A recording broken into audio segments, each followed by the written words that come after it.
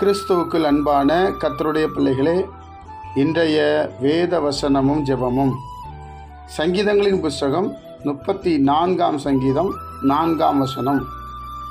நான் கர்த்தரை தேடினேன், அவர் எனக்கு செவி கொடுத்து என்னுடைய எல்லா பயத்துக்கும் என்னை நீங்களாக்கி விட்டார். என் அன்பு கர்த்தருடைய பிள்ளைகளே, நான் கர்த்தரை தேடினேன். சங்கீதக்காரனாகிய தாவீது எழுதுகிறார், நான் வேற யாரையும் தேடலை, கர்த்தரை தேடினேன், அவர் எனக்கு செவி கொடுத்து. நாம் கர்த்தரை தேடினால் அவர் நமக்கு செவி கொடுத்து நமக்கு இருக்கிற எல்லா பயத்தையும் விட்டு நம்மளை நீங்களாக்கி விடுவாராம். நம்ம யாரை தேடுகிறோம் சற்று யோசித்து பார்ப்போம். அன்பு கர்த்தருடைய பிள்ளைகளே, சங்கீதக்காரன் சொல்லுகிறார், நான் கர்த்தரை தேடினேன், அவர் எனக்கு செவி கொடுத்து என்று சொல்லப்பட்டிருக்கிறது. நம் ஆண்டவர் நமக்கு செவி கொடுக்கிற தேவன், எல்லா பயத்தையும் நீங்களாக்கி விடுவிக்கிற தேவன்.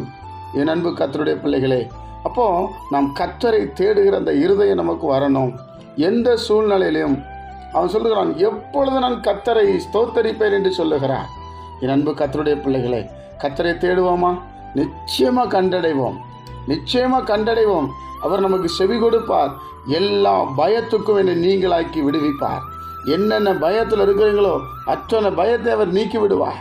அவரே சர்வ வல்லமையுள்ள தேவன். அதைத்தான் அவர் அனுபவமாக எழுதுகிறார். நான் தேடினேன், அதுபோல நீங்களும் கர்த்தரை தேடினால் உங்களுக்கு தென்படுவார் என்று வேதம் சொல்லுகிறது. என் அன்பு கர்த்தருடைய பிள்ளைகளை தேடுவோமா?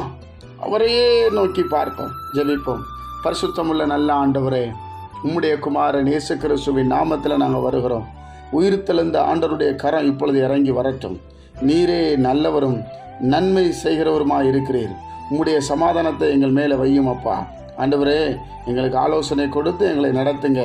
சமாதானத்தின் தேவன் இந்த நாளை எங்களுக்கு ஆசீர்வதிச்சு தாங்க. உம்மை தேடுகிற ஒரு மகளாய் எங்களை மாற்றும்படி ஜெபிக்கிறோம். இயேசு கிறிஸ்துவின் மூலம் ஜெபிக்கிற நல்ல பிதாவே, ஆமென்.